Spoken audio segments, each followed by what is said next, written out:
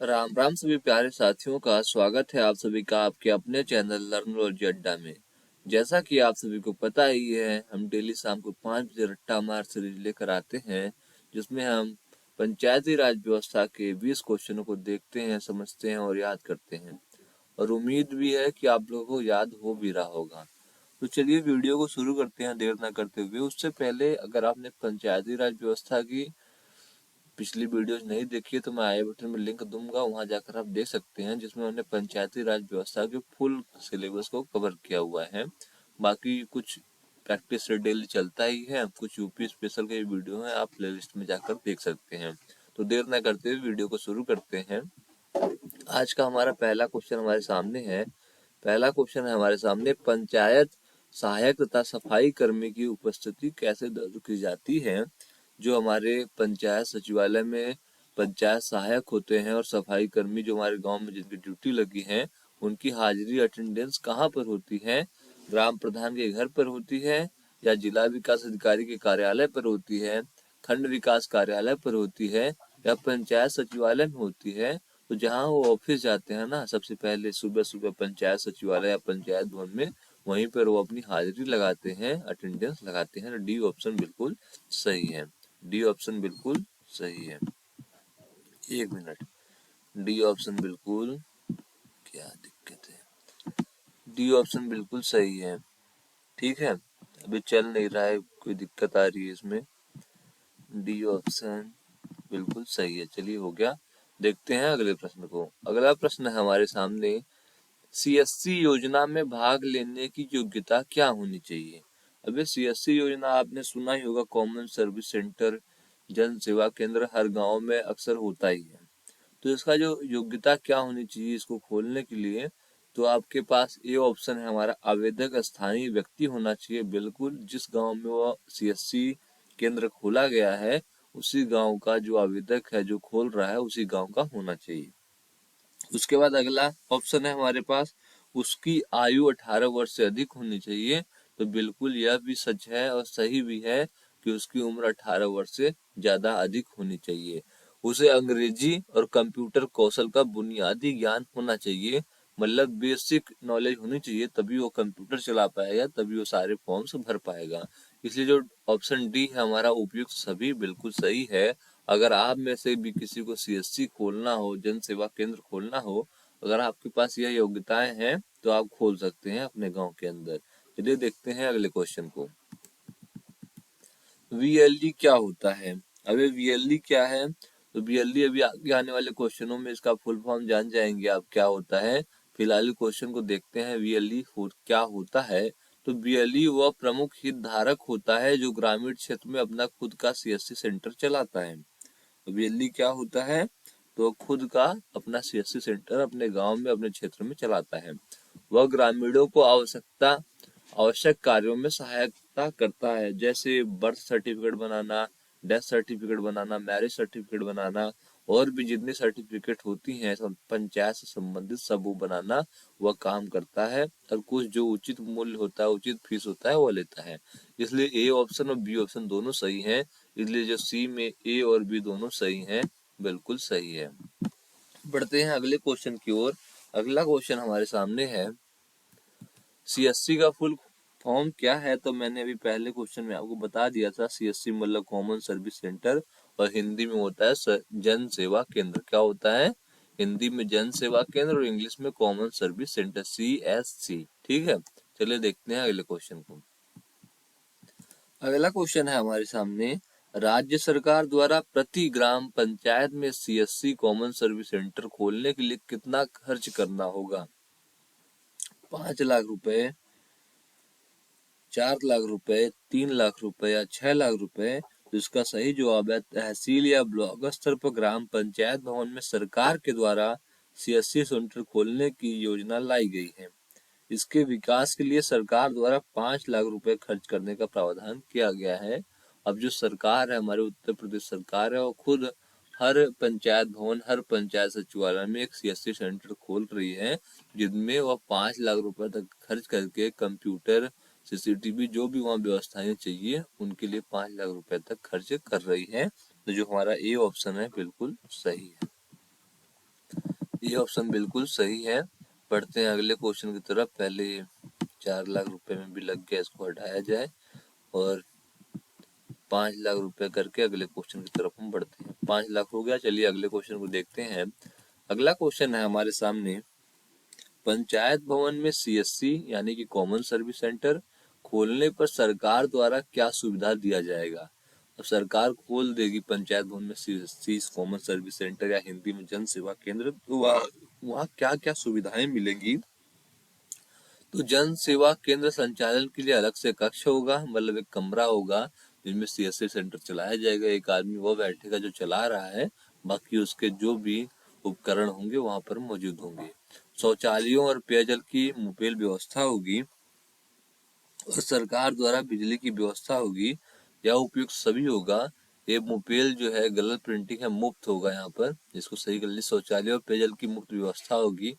कहीं भी अगर आप जाते हैं तो सबसे पहले आपको पीने का पानी तो सबको नीड होती है, और पीने का पानी अगर आपने पी लिया तो शौचालय की जरूरत पड़ सकती है। इसलिए यह दोनों सुविधा सरकार द्वारा फ्री दी जाएगी वहाँ, और सरकार द्वारा बिजली की व्यवस्था फ्री दी जाएगी, तभी वो सीएससी सेंटर वाला जो लड़का चला रहा है वो अच्छे ढंग से चला पाएगा। और इन्वर्टर की भी सुविधा सरकार देगी।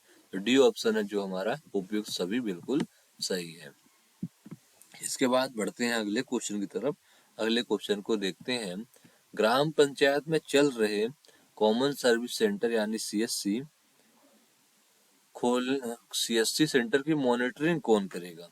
अब मॉनिटरिंग कौन करेगा, बीपीओ करेगा, वीडियो करेगा, डीपीआरओ करेगा या पीडीआरओ करेगा। ये जो वीडियो और डीपीआरओ जो अधिकारी होते हैं, वीडियो का मतलब होता है ब्लॉक डेवलपमेंट ऑफिसर और डीपीआरओ साहब हैं डिस्ट्रिक्ट पंचायती राज ऑफिसर। तो इनमें से जो कॉमन सर्विस सेंटर पंचायत सचिवालय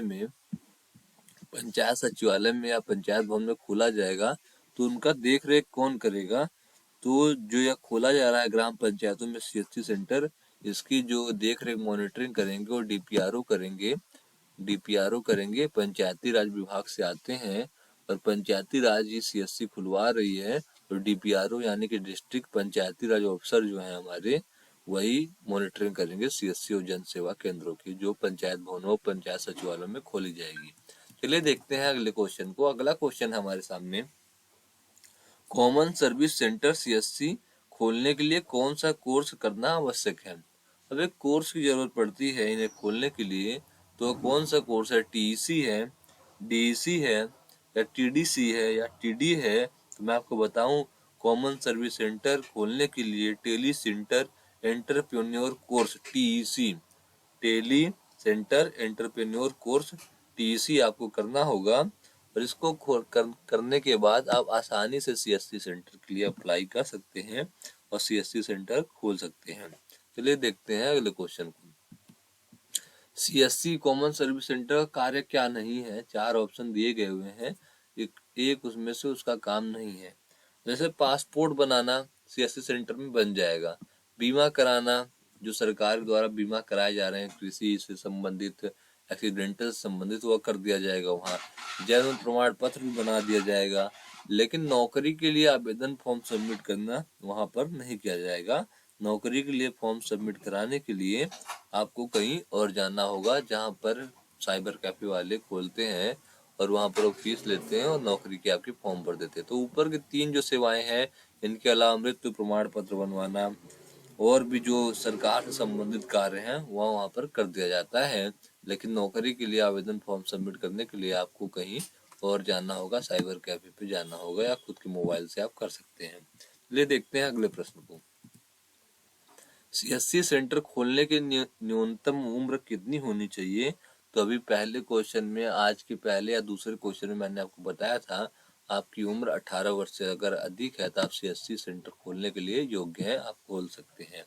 इसका जो आंसर होगा 18 वर्ष होगा।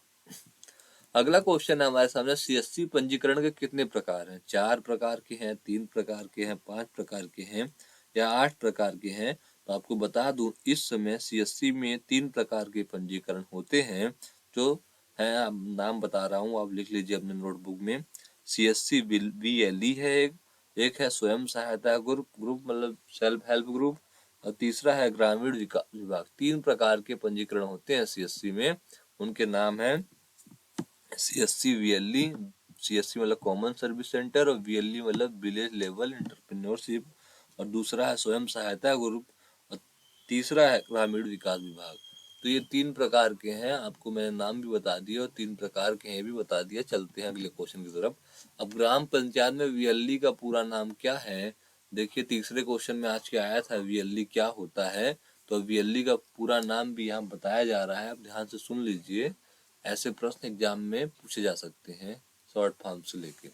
तो ऑप्शन है हमारे पास village level entrepreneurship, village level चुनाव, वर्चुअल लेवल एनवायरनमेंट, उपयुक्त में से कोई नहीं। तो सही जवाब जो है, मैंने अभी पिछले क्वेश्चन में बताया, विलेज लेवल एंटरप्रेन्योरशिप को VLE कहते हैं। तो ये ऑप्शन बिल्कुल सही है। बढ़ते हैं हम अब अगले प्रश्न की तरफ।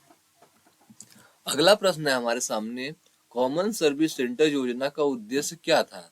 ई सेवा प्रदान करना, योजना के क्रियान्वयन में मदद करना ग्रामीणों का, या ग्रामीण रोजगार से, या चौथा ऑप्शन हमारे पास। ये सभी जो ऊपर के दिए गए हैं बिल्कुल सही हैं। तो आपको बता दूं, कॉमन सर्विस सेंटर का उद्देश्य यही है कि जो जितने भी गांव से संबंधित जो भी कार्य वहाँ के नागरिकों में मदद करे, वह सरकार से संबंधित हो, तो वह कार्य कॉमन सर्विस सेंटर में कर दिया जाएगा। ई सेवा भी प्रदान किया जाएगा, कोई योजना है तो उनके क्रियान्वयन में मदद किया जाएगा, और ग्रामीण रोजगार को भी मनरेगा जॉब कार्ड आदि वहाँ पर बनाए जाएंगे। कॉमन सर्विस सेंटर योजना की शुरुआत कब हुई थी, तो आपको बता दूं, यह शुरुआत 2006 में हुई थी। ठीक है, तो ऑप्शन डी बिल्कुल सही है। ऑप्शन डी बिल्कुल सही है। चलिए देखते हैं अगले क्वेश्चन को। अगला क्वेश्चन है हमारे सामने, कॉमन सर्विस सेंटर 2.0 CSC 2.0 योजना की शुरुआत कब की गई?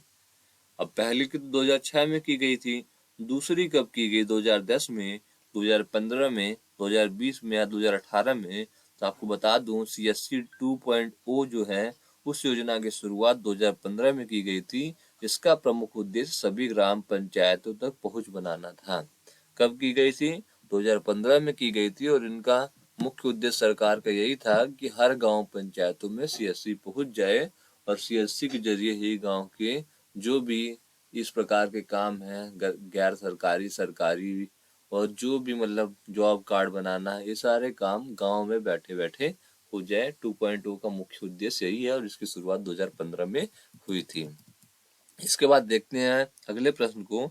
अगला प्रश्न है हमारे सामने, वर्तमान समय में भारत में कितने कॉमन सर्विस सेंटर कार्यरत हैं? 4 लाख, 3 लाख, 5,21,150, या 3.5 लाख? सबसे अलग ऑप्शन आपको यही दिख रहा होगा, तो यही सही भी है।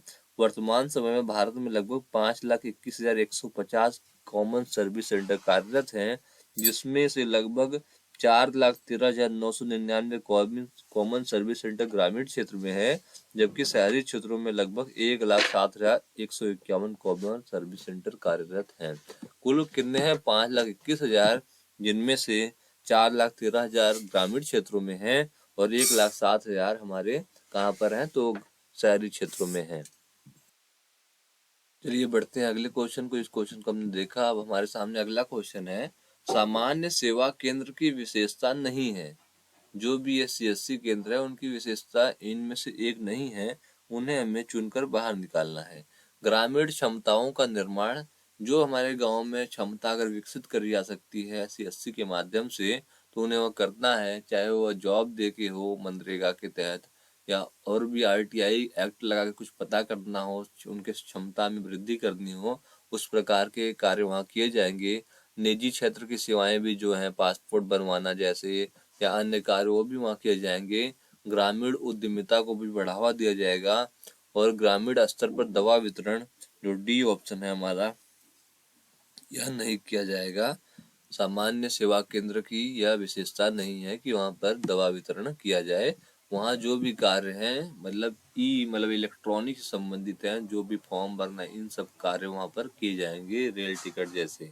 ठीक है, तो ग्रामीण स्तर पर दवा वितरण वहाँ से कार्य नहीं होगा, यह कार्य कोई NGO कर सकता है अलग से। चलिए देखते हैं अगले क्वेश्चन को। अगला क्वेश्चन है हमारे सामने, सामान्यतः एक कॉमन सर्विस सेंटर CSC कितने गाँव को कवर करता है? 3 गाँव को, 4 गांव को, 10 गांव को या 6 गांव को, तो सामान्यतः एक कॉमन सर्विस सेंटर 6 गांवों को समूह को कवर करता है। कॉमन सर्विस सेंटर की एक बहुआयामी पहल है जो सामुदायिक आवश्यकताओं की पूर्ति को आधार प्रदान करता है। मतलब जो भी वहाँ की बेसिक नीड्स हैं उनको कंप्लीट करता है सीएससी, और ये कितने गाँव को कवर कर सकता है? सामुदायिक रूप से 6 गाँवों को कवर कर सकता है। चलिए देखते हैं अगले क्वेश्चन को। अगला क्वेश्चन है हमारे सामने, सीएससी सामान्य सेवा केंद्र मतलब कॉमन सर्विस सेंटर पर कौन सी सेवाएं प्रदान की जाती हैं? जन्म प्रमाण पत्र, पासपोर्ट, आधार कार्ड, नामांकन या सभी? तो आपको पहले ही बताया ये सब कार्य सरकार से संबंधित है, सरकार के वेबसाइट पे होते हैं। तो ये सारे कार्य जो सीएससी सेंटर खुले जा रहे हैं वो कर देंगे, इसलिए ऑप्शन डी जो सभी है वो बिल्कुल सही है। चलिए देखते हैं अगले क्वेश्चन को। अगला क्वेश्चन है हमारे सामने, सामान्य सेवा केंद्र सीएससी की संरचना में शामिल है। क्या क्या शामिल है? राज्य डिजाइन प्राधिकरण शामिल है, सेवा केंद्र एजेंसी शामिल है, ग्राम स्तरीय उद्यमी शामिल है, या यह सभी शामिल है? तो इसका भी सही जवाब यह सभी शामिल है।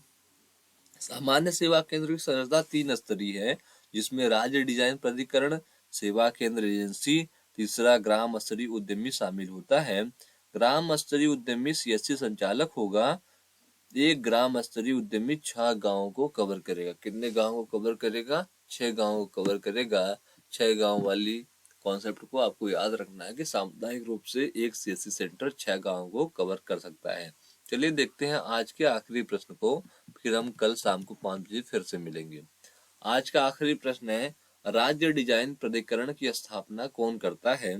राज्य सरकार, केंद्र सरकार, स्थानीय सरकार या पंचायत? तो आपको बता दूं, राज्य डिजाइन प्राधिकरण की नियुक्ति राज्य सरकार द्वारा की जाती है तथा यह राज्य भर में सीएससी सेवाओं के कार्यान्वयन के प्रबंधन के लिए मुख्य रूप से जिम्मेदार होता है। कौन जिम्मेदार होता है? तो राज्य डिजाइन प्राधिकरण सीएससी सेंटरों के लिए जिम्मेदार होता है। यही सही से कार्य कराता है और सीएससी सेंटर को लाइसेंस देता है। चलिए यहाँ तक आपने वीडियो को देखा, उम्मीद है आपको वीडियो अच्छी लगी हो। वीडियो अच्छी लगे तो लाइक जरूर करना, और कुछ पूछना या बताना हो तो कमेंट कर पूछ और बता सकते हैं। तब तक के लिए धन्यवाद दोस्तों, जय हिंद।